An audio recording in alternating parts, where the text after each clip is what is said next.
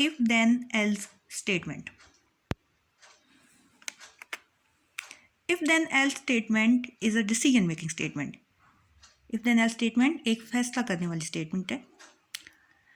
इसमें जो डिसीजन है, जो फैसला है, वो एक्सप्रेशन जो कि एक कंडीशन होती है उसकी वैल्यू पर डिपेंड होता है. अगर एक्सप्रेशन को एवेलुएट करने के बाद आंसर ट्रू आए तो देन के बाद आने वाली स्टेटमेंट्स को एग्जीक्यूट किया जाता है.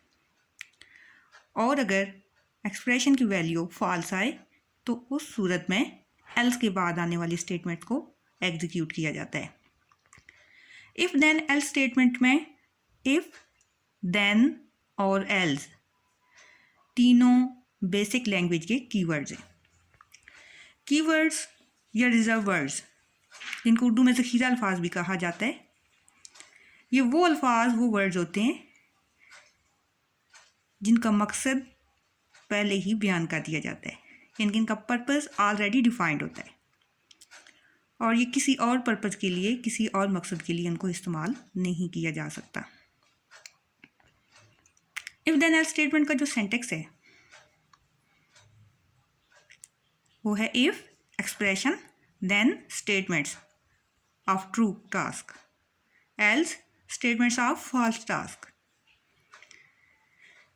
जो एक्सप्रेशन है वो एक कंडीशन है, इसकी वैल्यू को चेक किया जाएगा, एवेलुएट किया जाएगा.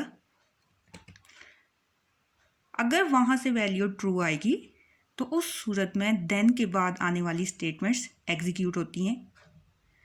और अगर वैल्यू एक्सप्रेशन की फॉल्स होगी तो उस सूरत में एल्स के बाद आने वाली स्टेटमेंट्स को एग्जीक्यूट किया जाएगा. यानी इसमें ये होता है कि इफ़ देन एल्स के अंदर दो अल्टरनेट सेट ऑफ स्टेटमेंट्स दे दिए जाते हैं, उनके दो मुतबादल स्टेटमेंट्स के सेट्स दे दिए जाते हैं और उनमें से किसी एक सेट को चूज़ करना होता है एग्जीक्यूशन के लिए, यानी कि किसी एक को एग्जीक्यूट किया जाता है और दूसरे को इग्नोर कर दिया जाता है, नज़रअंदाज कर दिया जाता है. अगर एक्सप्रेशन की वैल्यू ट्रू होगी तो देन के बाद आने वाली स्टेटमेंट्स एग्जीक्यूट होंगी और एल्स के बाद आने वाली स्टेटमेंट्स को इग्नोर कर दिया जाएगा. इसी तरीके से अगर एक्सप्रेशन की वैल्यू फॉल्स होगी तो देन के बाद आने वाली स्टेटमेंट्स इग्नोर हो जाएंगी और एल्स के बाद आने वाली स्टेटमेंट्स एग्जीक्यूट हो जाएंगी.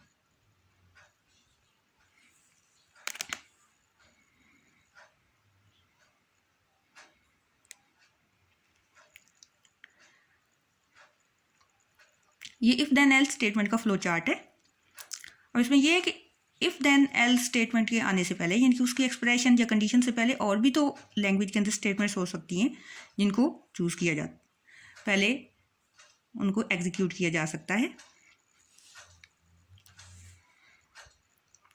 उसके बाद जैसे ही कंट्रोल एक्सप्रेशन के ऊपर शिफ्ट होगा तो एक्सप्रेशन की वैल्यू के ऊपर डिपेंड करता है.